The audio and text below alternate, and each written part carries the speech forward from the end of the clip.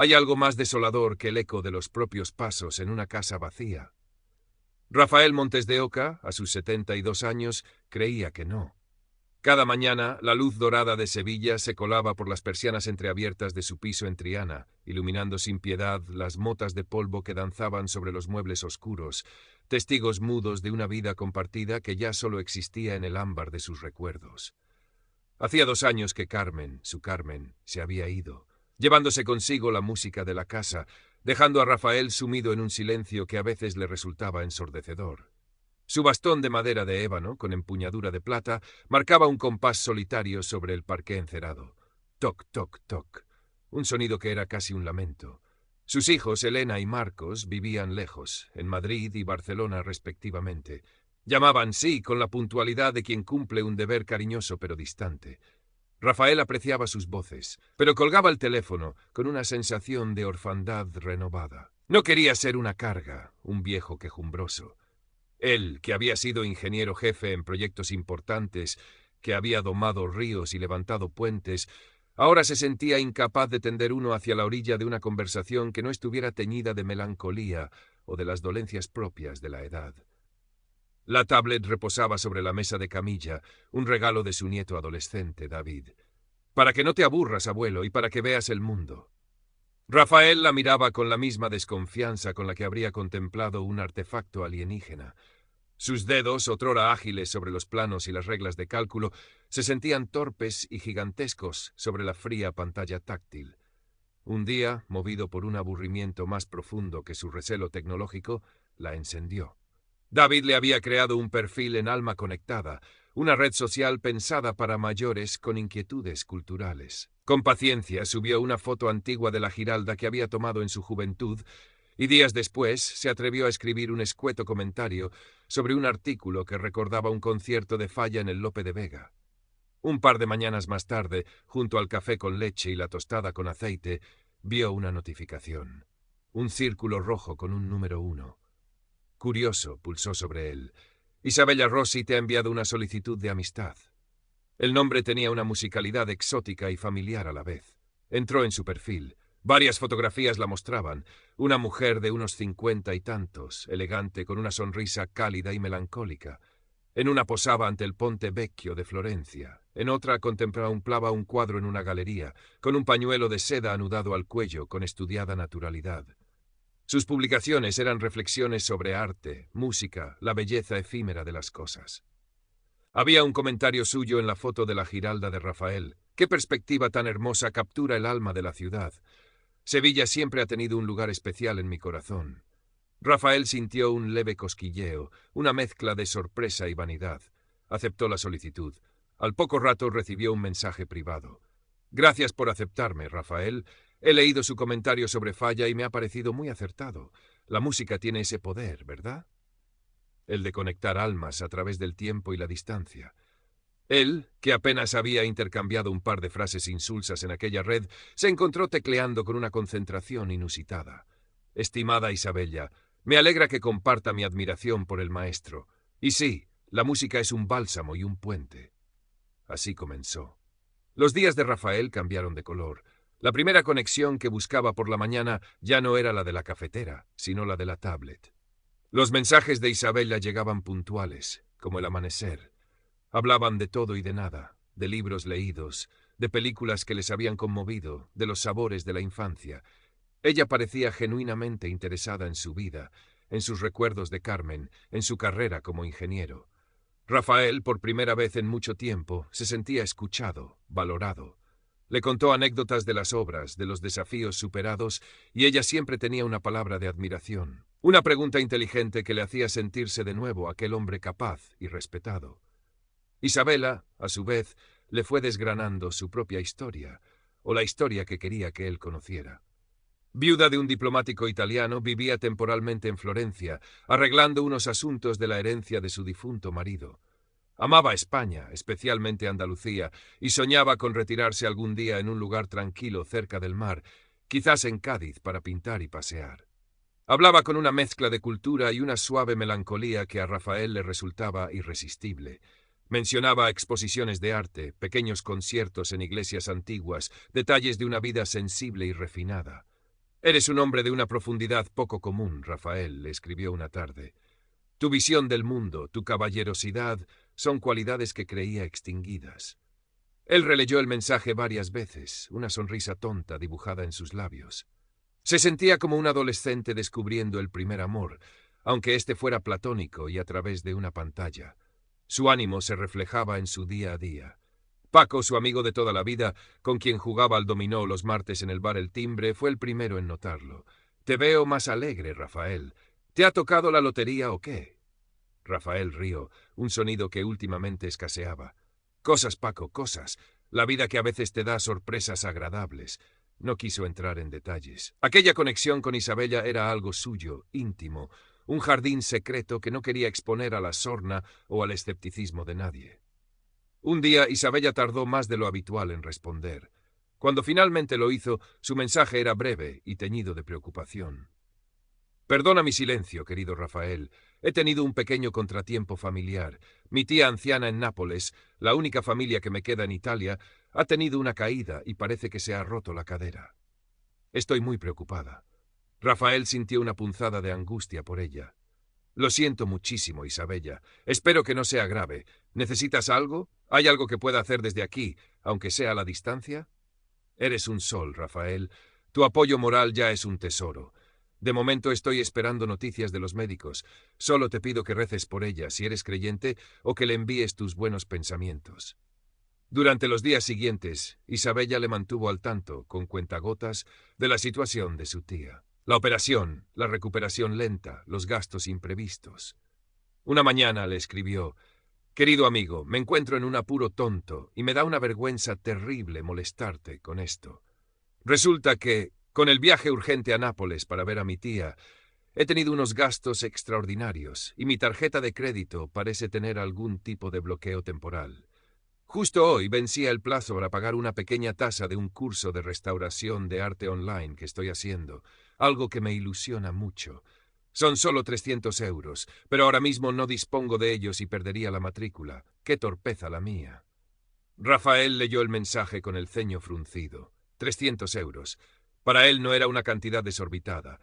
Y la idea de ayudar a Isabella, de aliviar una de sus preocupaciones, le resultó atractiva. Se sentía útil, importante para ella. «Isabella, por favor, no te preocupes por una cantidad así», tecleó con rapidez. «Considera esos 300 euros un pequeño regalo de mi parte para esa matrícula. No tienes que devolvérmelos. Me alegrará saber que puedes continuar con algo que te ilusiona». Pulsó enviar, antes de que su orgullo, o una prudencia ya muy mermada, pudiera detenerle. La respuesta de Isabella fue un torrente de gratitud. «Rafael, no sé qué decir. Me salvas. Eres un caballero de los que ya no quedan. Por supuesto que te lo devolveré en cuanto solucione lo de mi tarjeta o reciba mi próxima pensión. Mil gracias, desde el fondo de mi corazón. Me has devuelto la sonrisa». Le envió un número de cuenta a nombre de una tal Sofía Bianchi, explicando que era una amiga de confianza en Italia que me ayuda con estos trámites mientras mi cuenta principal está con problemas por la herencia. Rafael fue esa misma mañana al banco. La cajera, una joven con gafas de montura moderna, procesó la transferencia sin comentarios, aunque él creyó notar una fugaz expresión de extrañeza en su rostro. Cuando salió del banco caminó más erguido, el bastón marcando un ritmo casi jovial. Había hecho algo bueno. Había ayudado a Isabella. La pequeña ayuda fue la primera gota de una lluvia que pronto se convertiría en tormenta. Unas semanas después, Isabella le habló de una oportunidad única, la posibilidad de adquirir unos bocetos originales de un pintor renacentista menor, descubiertos recientemente en un convento florentino.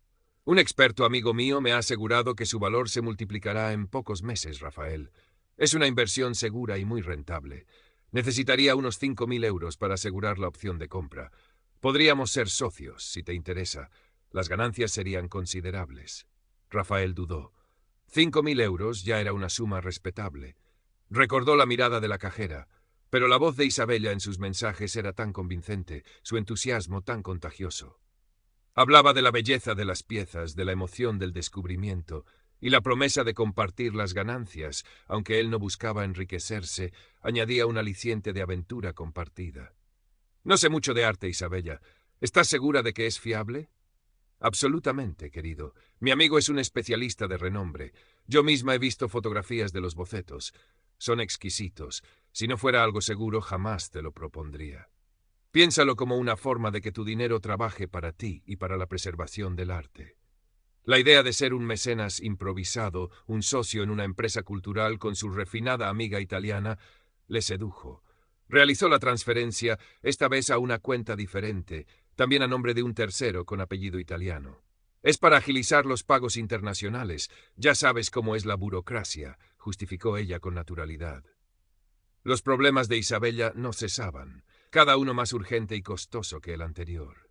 Un tratamiento médico experimental y carísimo para una supuesta enfermedad rara que le habían diagnosticado repentinamente en una revisión. Los médicos dicen que es mi única esperanza, Rafael, pero el seguro no lo cubre en Italia. Estoy desesperada. Las lágrimas parecían traspasar la pantalla.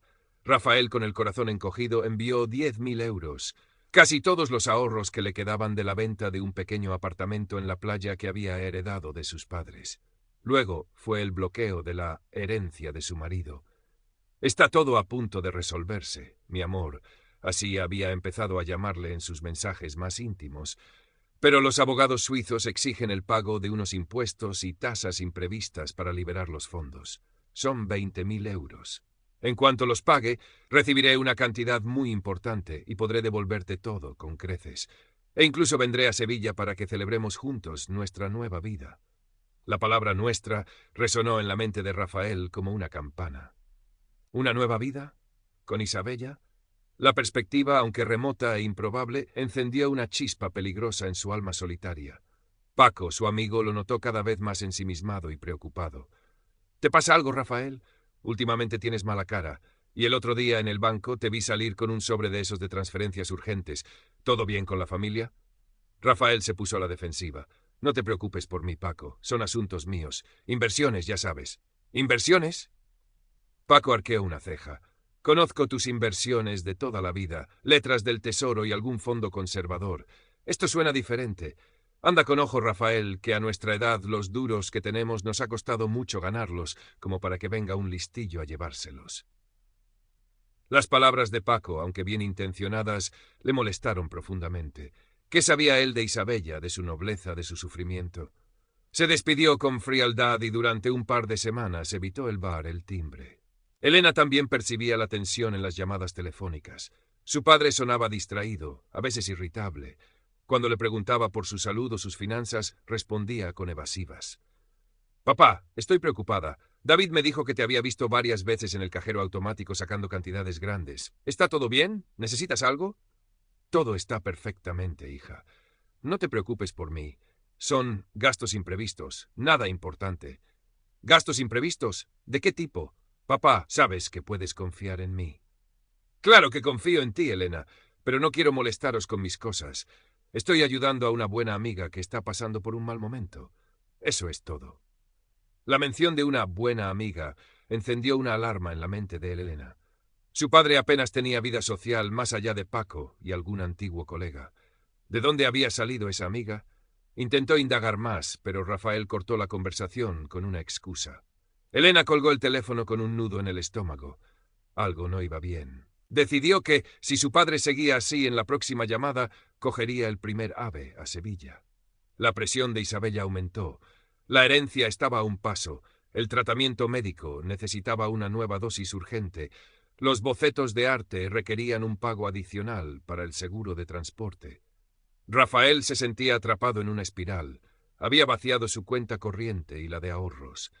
Solo le quedaba la cuenta donde tenía domiciliada la pensión y el piso de Triana, su hogar, el último refugio de sus recuerdos con Carmen. «Mi amor, solo un último esfuerzo», le suplicaba Isabella en un mensaje lleno de emoticonos de corazones rotos y manos rezando. «Son 15.000 euros más para los abogados. Te juro por lo más sagrado que es lo último. En una semana todo este calvario habrá terminado. Recibiré mi dinero, te devolveré cada céntimo con intereses y volaré a tus brazos en Sevilla. Podremos comprar esa casita en Cádiz que tanto nos ilusiona y pasar el resto de nuestros días juntos, cuidándonos el uno al otro. ¿No es eso lo que ambos soñamos?» 15.000 euros. Rafael miró alrededor de su salón, los retratos de sus padres, la vitrina con las pequeñas figuras de Lladró que Carmen coleccionaba. ¿Vender algo? ¿Pedir un préstamo poniendo el piso como aval? La idea le horrorizaba. Sería como traicionar la memoria de su esposa, el legado de su familia. Pero la voz de Isabella, su promesa de un futuro juntos, de escapar de aquella soledad que le carcomía, era un canto de sirena demasiado poderoso. Pasó una noche en vela, dando vueltas en la cama, el corazón palpitándole con una mezcla de angustia y una extraña, febril excitación. Por la mañana, con ojeras y el ánimo sombrío, se vistió con esmero y se dirigió a la sucursal bancaria de la calle San Jacinto. Le temblaban las manos mientras esperaba su turno para hablar con el director. Esa misma tarde, Elena, incapaz de soportar más la angustia, tomó el AVE de Atocha a Santa Justa sin avisar a su padre. Sentía una opresión en el pecho, un presentimiento oscuro que no la había abandonado desde su última conversación. Al llegar al piso de la calle Betis, encontró a Rafael más envejecido, con la mirada huidiza. Sobre la mesa de camilla, entre el cenicero de cerámica de Talavera y un ejemplar del ABC, vio un folleto de préstamos personales de una entidad financiera. «Papá, ¿qué es esto?», preguntó Elena, la voz teñida de una alarma que ya no podía disimular. Rafael se sobresaltó. «Elena, hija, ¿qué haces aquí? No te esperaba». Intentó ocultar el folleto con torpeza. «He venido a verte, papá. Estaba preocupada. ¿Qué está pasando? ¿Para qué necesitas un préstamo?» Él intentó restarle importancia, hablar de una reforma en la cocina, de un capricho. Pero Elena conocía a su padre. Sabía cuándo mentía. Con paciencia, con cariño, pero con una firmeza inquebrantable, lo fue interrogando. Le pidió que le hablara de esa amiga italiana, de sus problemas. Al principio, Rafael se cerró en banda. «Son cosas mías, Elena. No tienes por qué preocuparte». «Claro que me preocupo, papá. Eres mi padre y te quiero. Por favor, cuéntame. Quizás pueda ayudarte». Poco a poco, con la voz entrecortada, a veces con lágrimas de pura frustración y vergüenza, Rafael fue desgranando la historia de Isabella Rossi, los chats, las promesas, los problemas financieros, las transferencias de dinero. Mientras hablaba, él mismo parecía escuchar sus palabras, como si vinieran de otra persona, como si relatara la trama de una película inverosímil. Elena escuchaba en silencio, el corazón encogiéndosele a cada nueva revelación. Cuando su padre terminó, se quedó un momento callada, asimilando la enormidad del desastre. «Papá», dijo suavemente, «¿me dejas ver su perfil en la tablet y las fotos que te ha enviado?» Rafael, ya sin fuerzas para resistirse, asintió con la cabeza gacha. Elena cogió la tablet. Buscó a Isabella Rossi. El perfil seguía allí, con sus frases inspiradoras y sus fotos de ensueño. Elena hizo una captura de pantalla de una de las fotos y usó una aplicación de búsqueda inversa de imágenes en su propio móvil. En pocos segundos, la pantalla mostró decenas de resultados. La mujer de la foto no era Isabella Rossi, sino una modelo brasileña de unos 60 años, llamada Ana Lucia Ferreira, cuyo rostro se usaba en múltiples blogs de moda y estilo de vida para mujeres maduras. Algunas páginas incluso advertían sobre el uso de sus imágenes en perfiles falsos para estafas románticas. «Mira, papá», dijo Elena, mostrándole la pantalla del móvil. «Esta mujer no es quien dice ser». Rafael miró las imágenes, el rostro sonriente de Ana Lucia Ferreira junto a advertencias de fraude. Una náusea fría le subió por el estómago. «No, no puede ser», susurró, pero su voz carecía de convicción. «Isabella me explicó que a veces usaba fotos de modelos porque le daba vergüenza mostrarse ella con sus preocupaciones». Elena continuó buscando. Tecleó algunos de los nombres de las cuentas a las que su padre había transferido dinero, junto a palabras como estafa o fraude. Aparecieron foros de víctimas, historias desgarradoramente similares a la de su padre. Nombres italianos, promesas de amor eterno, enfermedades repentinas, herencias bloqueadas, el mismo patrón repetido una y otra vez. Cada nueva evidencia era un martillazo sobre los cimientos de la ilusión que Rafael había construido con tanto esmero. El rostro se le había tornado de un color ceniciento. Miraba la pantalla de la tablet, luego la del móvil de Elena, como si contemplara los restos de un naufragio. Su naufragio. «Me ha engañado», musitó, la voz apenas un hilo.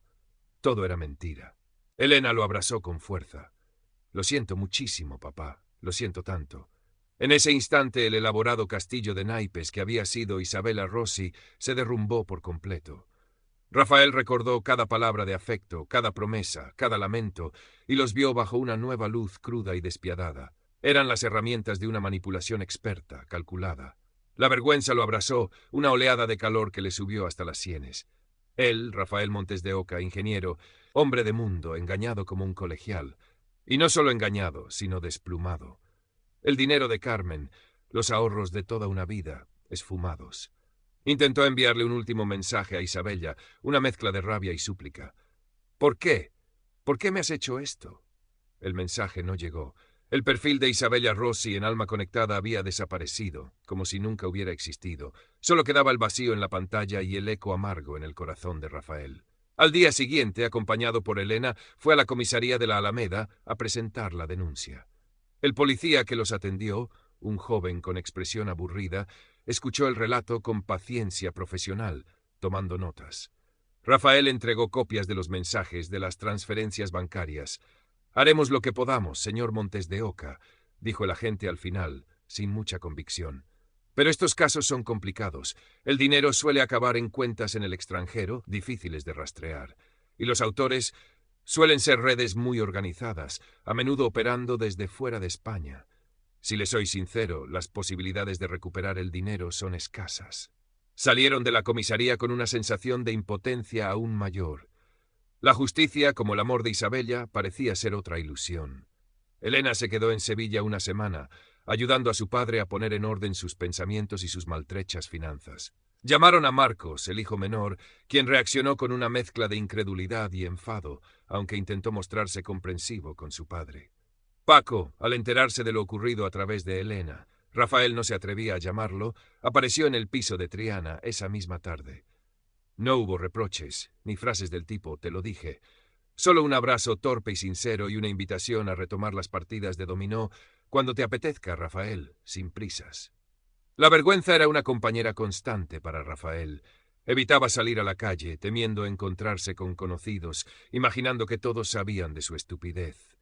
Pasaba horas en el sillón orejero, mirando un punto fijo en la pared, repasando mentalmente cada conversación con Isabella, cada señal de alarma que había ignorado, cegado por la soledad y el anhelo de afecto. ¿Cómo había podido ser tan crédulo? El dinero perdido le dolía, y mucho, pero la traición a su confianza, la burla a sus sentimientos más íntimos, eso era una herida que supuraba sin cesar. Los meses que siguieron fueron grises. Elena lo llamaba a diario y lo visitaba cada 15 días.